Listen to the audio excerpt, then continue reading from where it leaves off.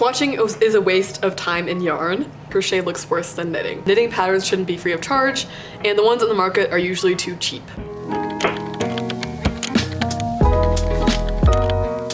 Hey, what's up? My name is Emma, aka Midsummer Knits Dream, and welcome back to my channel.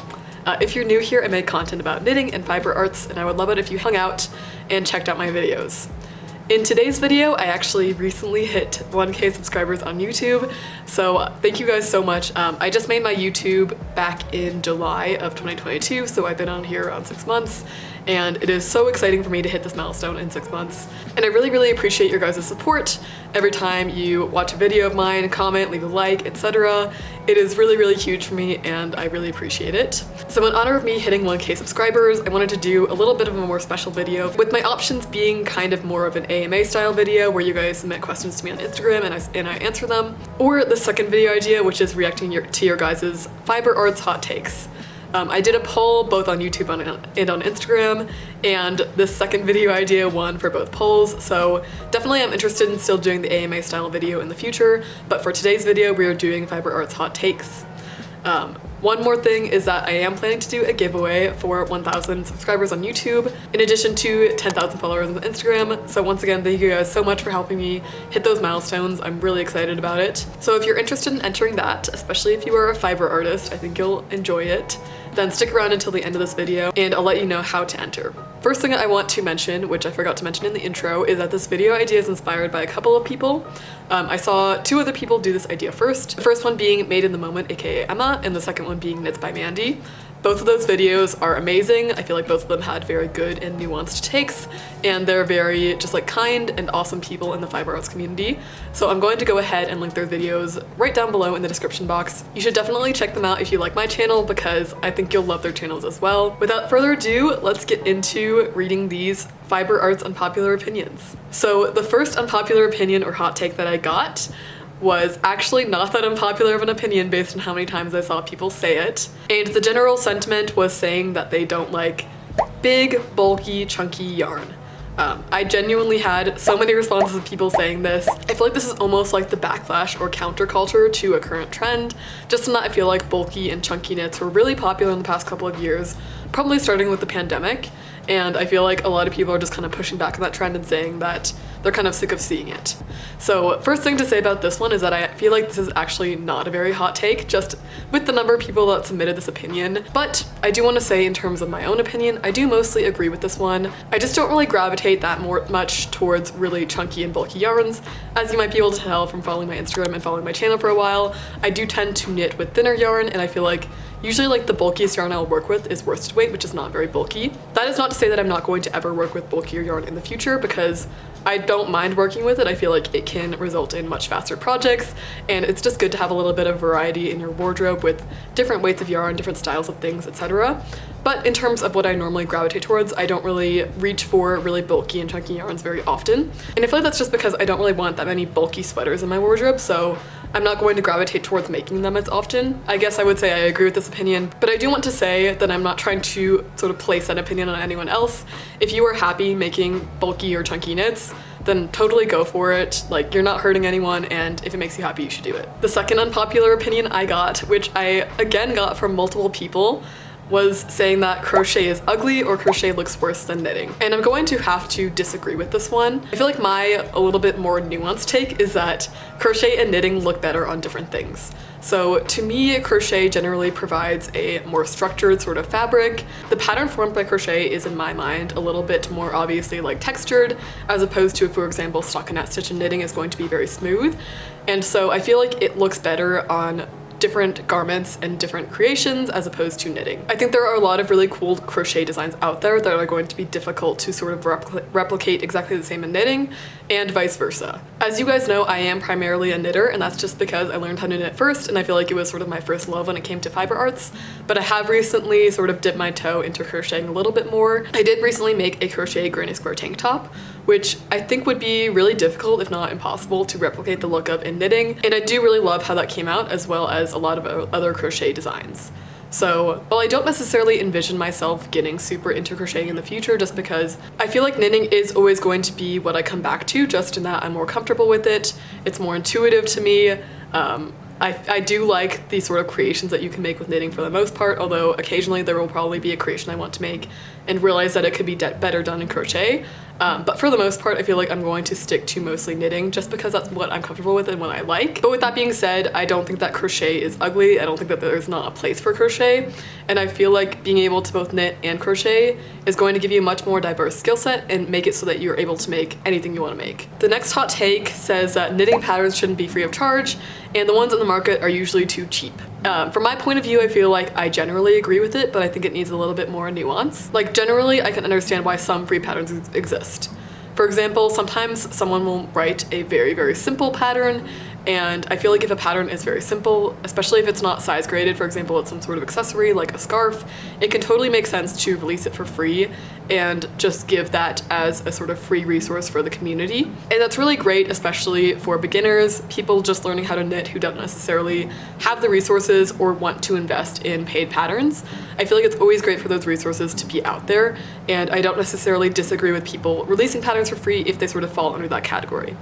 However, I do think that most knitting patterns, especially garments, are going to take a lot more work, and for that reason it makes sense to charge for them. So to sort of expand on this point, I think that if you are a designer who sort of does designing on the side as a hobby, not needing it for your livelihood, etc., you might have the philosophy that you want to offer your designs for free or for a very cheap price, because you want to sort of give back to the community, you want that to be a free resource to people, and you want it to be accessible to people, which you're totally coming from a good place when you're saying something like that.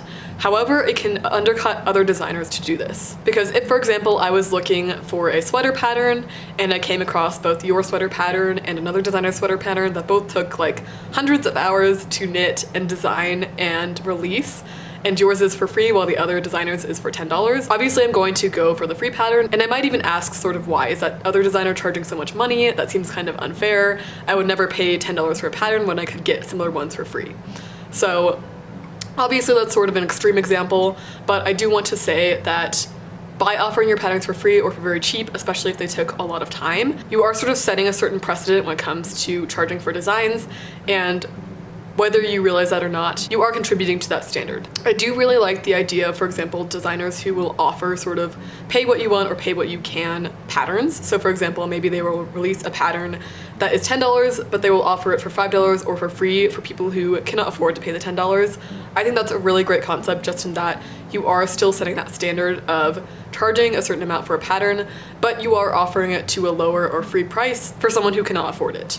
So I'm definitely interested to hear more opinions about this. Please let me know down below what you think about it. I think that this is one of the most interesting hot takes that I got, and I would love to know what you guys think, either if you're a designer or if you're just a knitter or fiber artist who is actually buying these patterns. What do you think in terms of how much patterns should cost?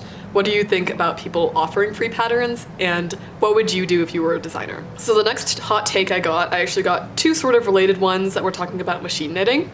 So the first person's opinion is a little bit long, but I'm gonna try to read through most of it and summarize it. They said, I don't like the current Centro trend. I feel like it goes against the whole slow fashion thing. Centro being a brand of knitting machine. I actually replied to them and asked them to clarify because I wasn't sure what Centro was, but it is a brand of knitting machine. They said, why do you feel the need to make a sweater in 3 hours? What's the purpose? It's starting to feel like a competition of how many different pieces can I make in the least amount of time, specifically with those what I made in a week videos that show like 10 FOs. I had a sort of opposite opinion of someone saying that machine knitting is valid and is a valid way to knit. So I do want to talk a little bit about this. With that being said, I do want to preface this conversation by saying that I am not very informed when it comes to machine knitting. I myself do not have a knitting machine, and I honestly haven't seen that many people doing machine knitting on social media, so this is just me coming from the perspective of hearing someone else give this opinion, but not necessarily seeing this trend for myself. So overall, I do think that machine knitting is a valid way to knit. However, I want to say that I personally do not understand the appeal and don't see myself starting to do machine knitting anytime in the near future. I think I feel that way because I really enjoy the process of hand knitting, and that is what I love so much about it, not necessarily just the finished objects. In addition, I feel like I get a really great feeling of accomplishment when I finish hand knitting something that I just can't picture myself having that same feeling of accomplishment from machine knitting, just because machine knitting goes so much faster. There's definitely some of the same concepts that go into machine knitting, such as coming up with the idea for the design, figuring out how everything will go together, maybe like working through some of the mistakes and having to redo things. But with that being said, I feel like the process of hand knitting is so much more fun for me, and I also love the community around hand knitting. So again, please take that all with a grain of salt because I myself am not a machine knitter and I don't know all the ins and outs of it, but I do think that it is valid. It's just not something that I personally am interested in. And I do want to touch on also just this sort of general sentiment of this unpopular opinion, which is not necessarily about machine knitting specifically, but more about the sort of like fast fashion influence on knitting that I've seen a lot recently. So I have mentioned this in previous videos where I've talked about feeling a little bit pressured by social media, or just feeling bad when I look at social media and seeing other knitters who are a lot more productive than me. I feel like maybe this is a trend with machine knitting, but I also feel like it is a general trend with knitting by hand and crocheting by hand and general fiber arts being done by hand, which is just creating things very, very quickly and sharing that on social media. So this person mentioned in their submission the sort of what I made in a week where people are showing 10 or more FOs, and I feel like that has been also a trend with just generally knitting by hand or making by hand as well.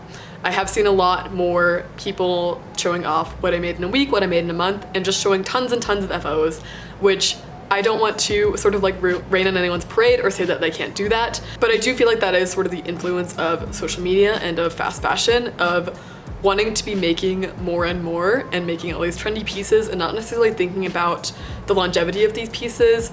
Or, for example, if you find a mistake in one of these pieces that might bother you, not necessarily fixing that mistake just because you want to finish it and you want to show it off on social media.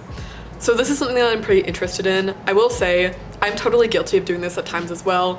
I feel like it's very easy to get sucked into that vortex on social media where you're constantly seeing people making new things, you're seeing people finishing things so quickly, and you just feel like you want to participate in that. You want to create things that are sort of Instagrammable and create things as quickly as possible so you have things to show off on social media.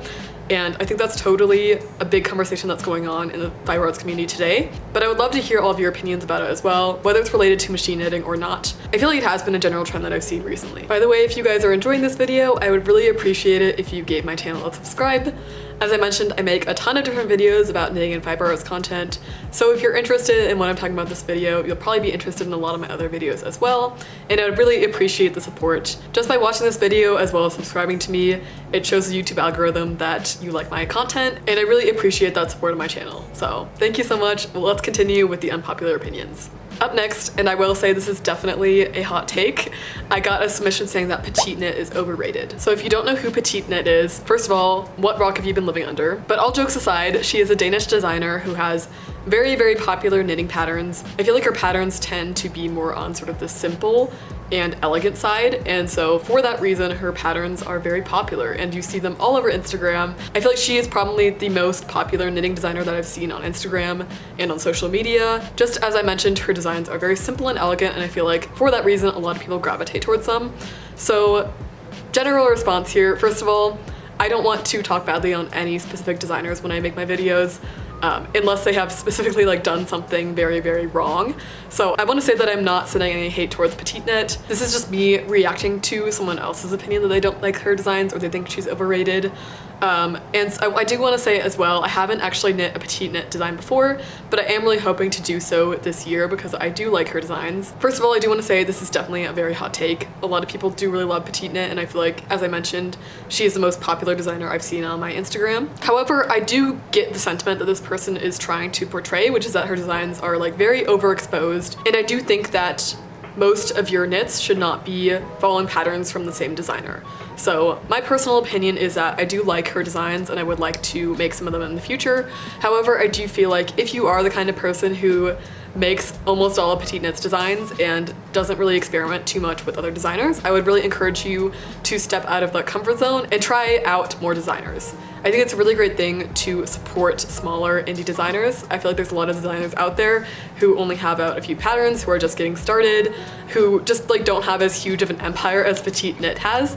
And although I like petite knit's designs and I think she does a really great job, and obviously it's good to have sort of a dependable designer who you know that you'll like their patterns and they'll be well written. With that being said, I feel like it's really good to sort of get out of that comfort zone and try to knit patterns from other designers and just try new things. Okay, I am 100% sure that this video is already super long, With that being said, I have a lot more unpopular opinions that I want to react to, so I'm gonna do kind of like a lightning round where I just give a couple of unpopular opinions and then try to react to them, agreeing or disagreeing as quickly as possible. Swatching is a waste of time and yarn. I disagree with this. I only recently started swatching pretty faithfully, and even now I will sometimes skip on swatching, but usually when I skip swatching for a garment, I really do regret it because it makes it a lot harder to knit a fitting garment. In terms of it being a waste of yarn, usually when I make a swatch, I'll actually just pull it out right after, or I'll pull it out eventually when I need the yarn for the project, so I don't actually keep my swatches, and so for me, it is not a waste of yarn. I feel like it's always just better to check your gauge and make sure that it is right, and it'll usually only take a couple of hours of your time. For me, it has definitely saved me some stress in terms of having to pull out my knitting and totally review it, so I think it's definitely worth the time for me. Okay, another one. Synthetics are valid for those with allergies or sensitivities and to make non-garment items especially.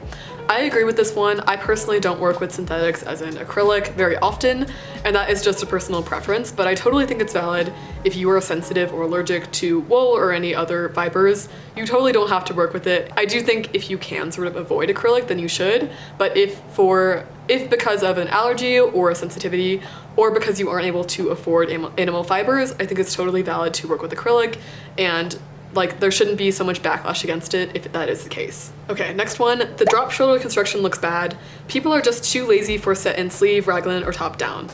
I don't necessarily agree with this one. I think I do get where they're coming from, just in that I do feel like drop shoulder construction has been sort of overexposed lately, just in that similar to sort of like bulky yarn, it has been kind of trendy lately and a lot of people have been doing it.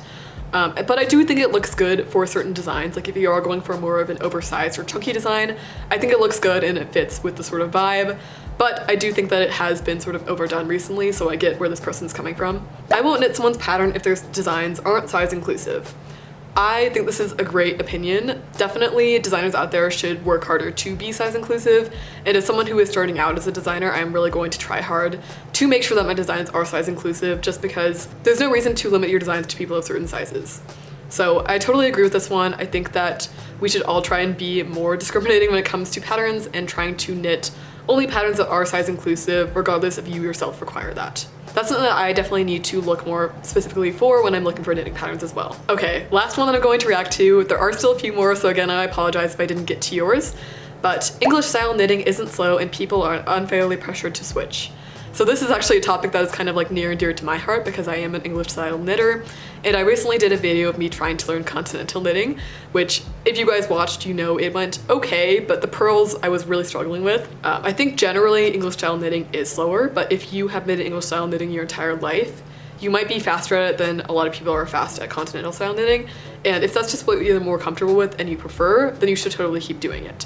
So for me, I do really want to try and learn continental style knitting, but I feel like it just hasn't been at the top of my to-do list and I haven't really gotten around to completely learning it yet. But I do hope that I can learn it someday in the future. So you've made it to the end of the hot takes. Thank you so much if you submitted your hot take or unpopular opinion.